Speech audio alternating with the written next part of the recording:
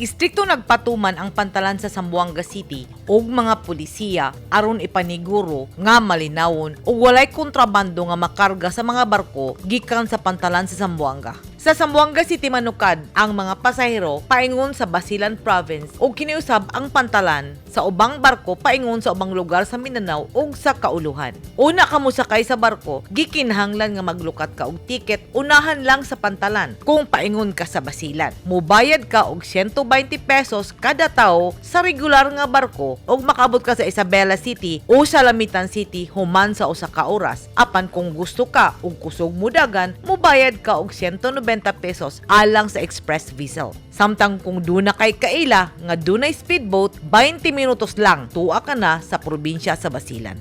Ang tanang pasahero sa barko paingon sa Basilan, gikinahanglan nga moagi sa Zamboanga Port ug dinhi nimo makita ug maobserbahan nga istrikto nilang gipatuman ang mga polisiya kabahin sa seguridad. Unsa bay mga patakaran sa Zamboanga Port base sa polisiya sa Philippine Ports Authority. Before pa sila mosulod, pangutanon na sila na sila'y ticket ma'am kay di man may magpasulod walay ticket ang mga passengers para safe ba ma'am. Abot nila diri, ikuan sila sa among mga screeners, nandiri sa sulod namin security from the PPA o napud mi kanang mga Coast Guard to help us with the security po, ma'am. Kana ra mga small kuan, ma'am, kanang mga sharp objects like scissors ug mga usahay pod na mga bolo ana, pero di na nila mada sa barko kay diri pa lang sa among mga screeners gikuan naman na ma'am i-confiscate na niya, i-turn over dito sa among Port Police Division. Midaghan usab og balik ang mga pasahero human sa duha ka tuig nga pandemya. Sa una ma'am, katungkuan pa ang pandemic, gamay ra ma'am, di kaayo ing-ani kadaghan, pero karon kay allowed naman tanan nga mo travel. So mas daghan na ang volume sa among mga passengers nga nagkuan dire karon ma'am, nag-travels. Pero ma'am, this terminal is for free.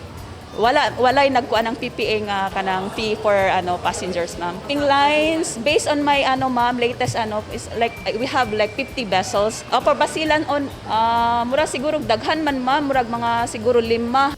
Sa sulod sa usa ka semana, mukabat sa 50 ka mga barko ang mudunggo sa Port of Zamboanga. Adunay closed circuit television kon CCTV ang tibuok pantalan ug direkta kining makita sa Philippine Ports Authority Central Office sa Manila nga kanunay nagmonitor sa tanang pantalan sa tibuok nasud. Matud ni Awali, ang pantalan dunay mga partisyon alang sa mga pasahero ug air condition ang sulod sa pantalan ug bugnaw kini samtang nagpaabot ang mga pasahero sa ilang barko. Limpyo usab ang ilang mga pasilidad. Hinumdumi kanunay nga sa tanang pasilidad sa gobyerno gidili o gibawal ang pagdala og mga kontrabando.